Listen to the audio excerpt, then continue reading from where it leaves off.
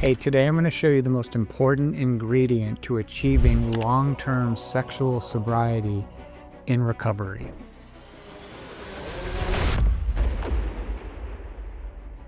First, let's talk about exactly what long-term recovery from sex addiction or porn addiction is. There's a couple of ingredients to this. So the very first thing is that, are you sexually sober from the things that you want to stop, those compulsive behaviors? So looking at pornography, compulsive masturbation, womanizing, cheating, infidelity, soliciting prostitutes, all different types of acting out behaviors that sex addicts have. And so it's really important at the beginning of recovery to have a clear bottom line, like what's okay, what's not, what's a break of my sexual sobriety and what's not a break of my sexual sobriety. It's not about never having sex again. It's about being clear on what the addictive and compulsive behaviors are that are causing the problem and causing the addiction.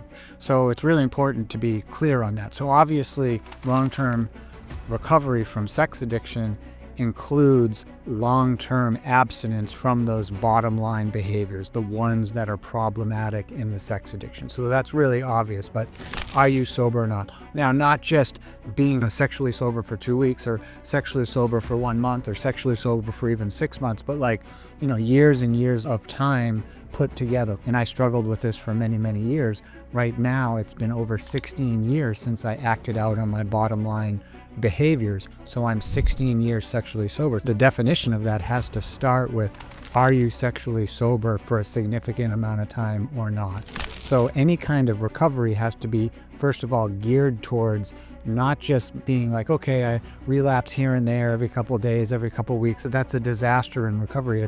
Let's be honest with ourselves. The goal in recovery from sex addiction is to have long-term sustained abstinence from bottom line behaviors. So that's the first part of that definition. And the second part of this definition is, what is the quality of that recovery? So it's not good enough just to be sexually abstinent from your bottom line behaviors, but you also need to have a quality of life there.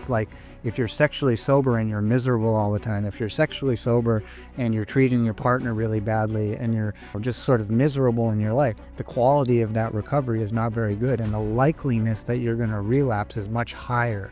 So recovery from sex addiction is not just about stopping the behavior, but improving the life, healing the underlying issues, having a different reaction to life, having different relationships, and just having a high quality of life that is actually the thing that's really needed in order to maintain it long term. So if we're miserable in recovery for too long, we're going to go to that thing that makes us feel better, which is the sex addiction. This is absolutely true for me. I could put a little bit of time together, but if I had anxiety or depression going on, if I was treating my partner poorly, if I just wasn't showing up to my job and I wasn't showing up every day being the best version of myself, then that sexual sobriety was doomed to fail, and I was gonna relapse sooner or later with that quality of life going on. So it's important to have a very high quality of life where we feel good in recovery. We feel good away from the thing that always made us feel better, which is the acting out behaviors. And the third ingredient of long-term recovery is really indicative if you're in a relationship, if you're married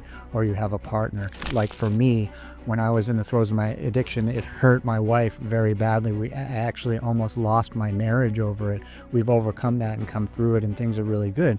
But the quality of that relationship and how the sex addiction affected that, and the recovery between not only for yourself but for your partner, and the way that you treat your partner in recovery is indicative of the quality of your long-term recovery. So that long-term recovery, there should be some demonstration of healing, not only from you but also in your partner, because they see that you're really doing recovery. They see that you're a changed person. They see that you're treating them better. You're not gaslighting, you're not lying, you're not sneaking behind their back, and the relationship has improved. Now, it takes many, many years to recover from betrayal trauma for the partners, so this is a long journey. So if you are sexually sober for a bunch of years and you take a look at the quality of your relationship, especially on how they're doing in terms of your sex addiction, that's indicative of the quality of your recovery as well. So it's an important ingredient to not only learn how to stay sober sexually long term and also have a high quality of life for yourself,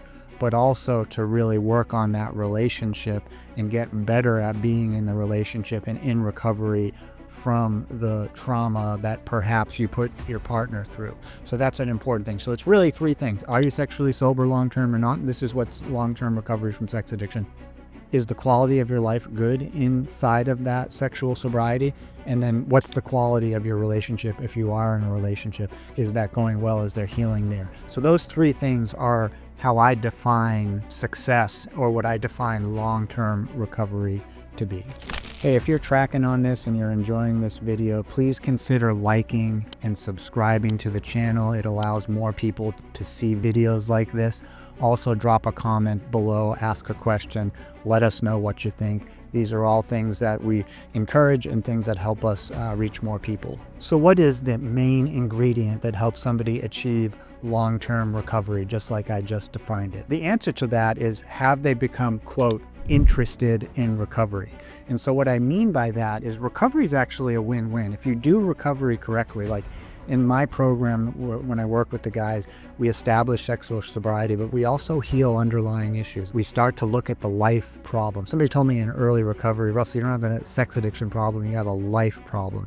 And that really changed how I viewed recovery, because what it meant was that the reasons why I would fail, I would get sexually sober for a little while, and the reason it failed is because I really wasn't getting to the root of the problem.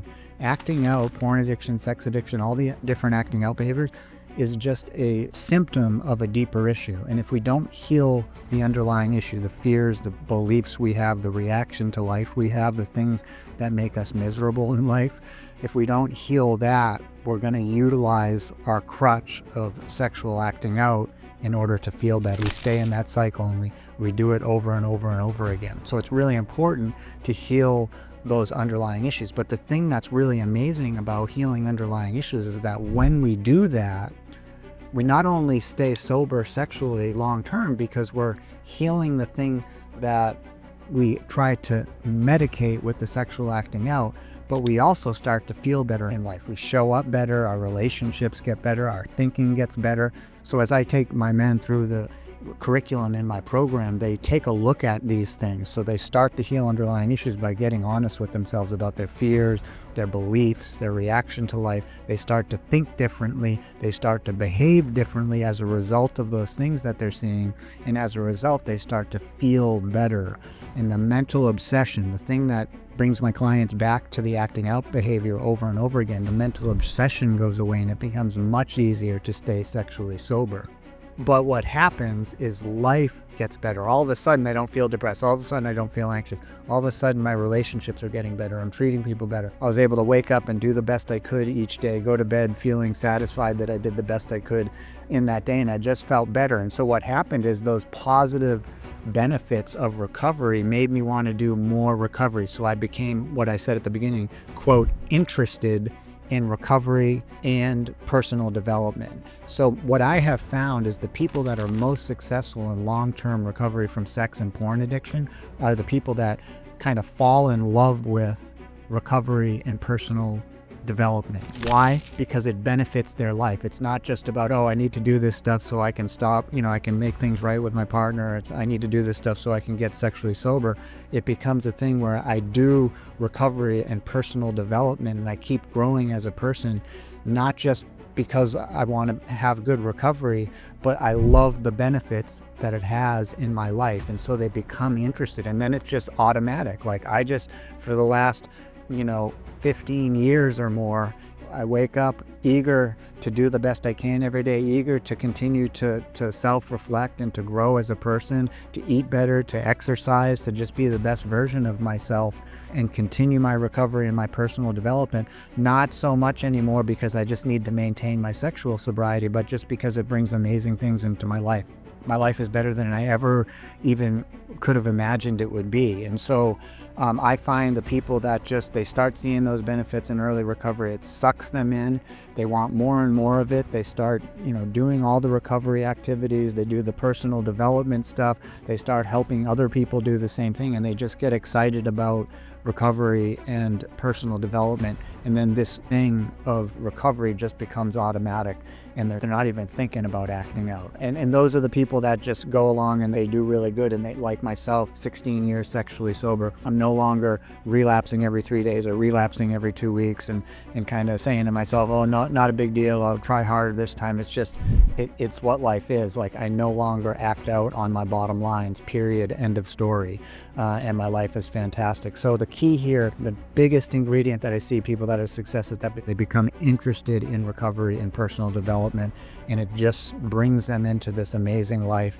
And acting out on those bottom line behaviors is the last thing that they want to do, and this is the last thing that I want to do, because I just never want to go back to the terrible life that I had when I was active in the addiction. And then in between, I'm recovering and I'm depressed and anxious, and I just hated life and I couldn't function very. Never want to go back there. I just want to continue to have the wonderful life that I'm having. And so I'm now interested in recovery, and therefore it's automatic. And I'm not saying that it could never go back to acting out, but for right now, it's just going along really well, and it just becomes easy to live this life this way, and I'm very appreciative. So those are things that I try to convey to my clients and try to get them to a point where they love their recovery, they love their life, so that they can maintain this recovery long term.